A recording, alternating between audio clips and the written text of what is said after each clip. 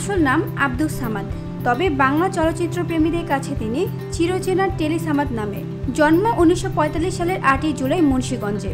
অভিনয়ের হাতে খড়ি হয়েছিল মঞ্চে, আর সেখান থেকে দর্শকের করতালি তাকে নিয়ে আসে টেলিভিশনের পর্দায়। বাংলাদেশ টেলিভিশনের ক্যামেরাম্যান মোস্তফা মামুন একদিন মজা করেই বলেছিলেন, সামাদ, আজ থেকে তোর নাম টেলি সামাদ। আর সেই নামেই চিরস্থায়ী হয়ে যান এই কিংবদন্তি অভিনেতা।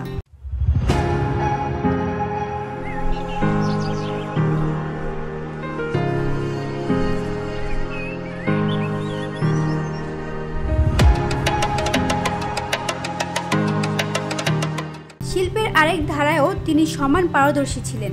ঢাকা বিশ্ববিদ্যালয়ের চারুকলা অনুষদ থেকে করেছিলেন মাস্টার্স, কিন্তু মেধা আর জনপ্রিয়তা ছড়িয়ে পড়ে অভিনয়ের মঞ্চে। তার প্রথম চলচ্চিত্র কার বউ মুক্তি পেয়েছে 1966 সালে। তবে টেলি সামাদকে জাতীয় তারকায় পরিণত করে নয়নমণি আমজাদ হোসেনের পরিচালনায়। এরপর আর পেছনে তাকাতে হয়নি তাকে। 6 শতাধিক চলচ্চিত্র অভিনয় করে তিনি হয়ে ওঠেন এক জীবন্ত কিংবদন্তি। শুধু অভিনয় নয়, প্রায় 50টি ছবিতে গানও গেয়েছেন তিনি।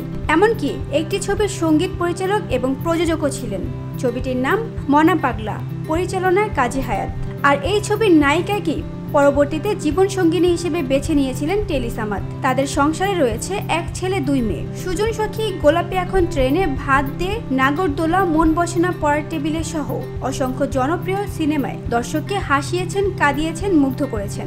দীর্ঘদিন অসুস্থতার সঙ্গে লড়াই করে 2019 সালের 6 এপ্রিল ঢাকার স্কয়ার হাসপাতালে শেষ নিঃশ্বাস ত্যাগ করেন তিনি। টেলি সামাদ নেই, কিন্তু তিনি বেঁচে আছেন হাসির ফোড়ায়, রঙিন ফ্রেমে, আর বাংলার মানুষের হৃদয়ে চিরজীবন। VOD Bangla news desk.